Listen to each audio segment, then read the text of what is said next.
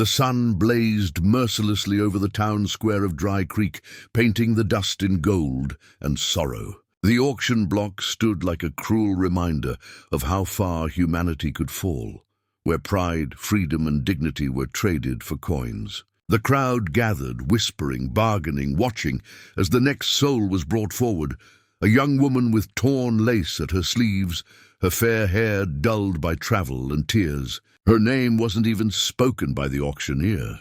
She was listed as Lot 23.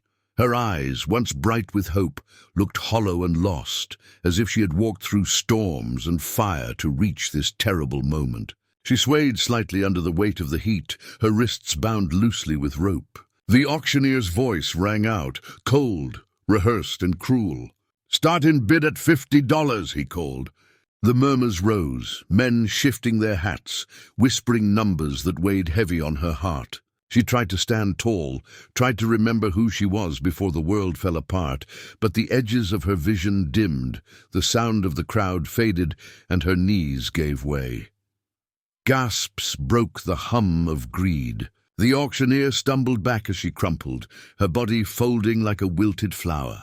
Before she hit the hard wooden planks, strong arms caught her, arms steady and warm, belonging to a man in a wide-brimmed hat and dusted boots. His shirt was worn from ranch work, his eyes sharp and steady as a hawk's. The crowd murmured louder now. The man lifted her gently, his voice cutting through the clamor like thunder. "She's not for sale," he said, his tone calm but final, a warning wrapped in compassion. The auctioneer blinked, trying to recover his authority. "Now hold on there, cowboy," he stammered. "This here's legal business. Step aside, and no one gets hurt." But the cowboy didn't move. He brushed the dust off her face with a tenderness that didn't belong in such a place. "You've sold enough souls today," he said low and steady. "This one's under my protection now." The crowd shifted uneasily. No one dared speak against him. There was something about his stance, shoulders squared, jaw tight, that spoke of a man who had seen too much wrong and was done watching it happen. He carried her away from the platform, each step defying the men who measured worth in dollars. Behind him, the auctioneer sputtered threats, but none dared stop him. The woman's breath was shallow as he carried her across the street to the watering trough beside the old saloon. He laid her down gently, splashing cool water on her face. She stirred, her lashes fluttering, and when her eyes opened, they met his. "Why?" she whispered, her voice frail as wind through grass. "Why would you help me?" He looked at her for a long moment, his thumb brushing a streak of dirt from her cheek. "Because I've seen too many good folks treated like property," he said softly. "And I made a promise to my mother long ago, never to let that happen where I stand." She blinked, tears welling, then falling silently. "But they'll come after you," she murmured. "They'll call you a thief." He gave a small, wry smile. "They can call me what they want. I'd rather be hunted for doing right than praised for standing still." As the day stretched on, whispers spread across town about the cowboy who defied the auction, the girl he carried, and the words that echoed through the dust, "She's not for sale." The townsfolk watched from porches and windows as he led her to his horse. "Name's Coulter," he said, helping her up. "You got a name, miss?" She hesitated, as if her name had been taken from her long ago. "Evelyn," she finally whispered. "Evelyn Grace," he nodded once. "Well, Evelyn Grace, let's get you far away from this place." They rode out toward the horizon, where the land stretched wide and free. The setting sun painted the sky in streaks of crimson and gold, as if the heavens themselves wanted to wash away what had happened. Evelyn leaned weakly against him, her head resting against his shoulder, the rhythm of the horse's gallop steady as a heartbeat. "Why did they want to sell me?" she asked after a while, her voice trembling with shame and fear.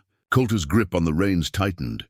"Sometimes," he said, eyes fixed ahead, "the world's full of men who forget others are human. You got caught in their greed. But that ends now." Night fell, and they made camp beneath a sky crowded with stars. Coulter built a small fire and handed her a blanket from his saddlebag. She sat close to the warmth, her hands trembling as she tried to make sense of everything. You risked your life, she said softly, for someone you don't even know. He looked into the fire, its reflection dancing in his eyes. Maybe, he said after a moment, but sometimes you don't need to know someone to know they deserve a chance. Silence fell between them, not heavy, but peaceful. The sound of crickets and the crackle of the fire filled the night. Evelyn looked at him, this stranger who had turned her fate around with 5 simple words, and something inside her began to heal. As dawn broke, painting the desert in rose and gold, Evelyn stood taller. The weakness had left her eyes, replaced by a quiet strength. Coulter watched her, tipping his hat. "You got a long road ahead," he said, "but you ain't walking it alone anymore." She smiled faintly, the first true smile in years. "Then maybe I can start over," she said. "Maybe I can live again," he nodded. "That's the plan, ma'am." They rode into the sunrise, 2 souls pulled from the wreckage of cruelty, bound now by something pure and rare, mercy. And as the wind carried their silhouettes across the plains, Coulter's words seemed to linger in the air. She's not for sale. Not her freedom, not her heart, not her worth. If this story touched your heart, remind yourself that kindness and courage can still rewrite even the harshest fates. Subscribe to the channel for more powerful cowboy love stories of redemption, hope, and second chances. Your support helps bring more tales like this to life. Stories that remind us what real humanity means.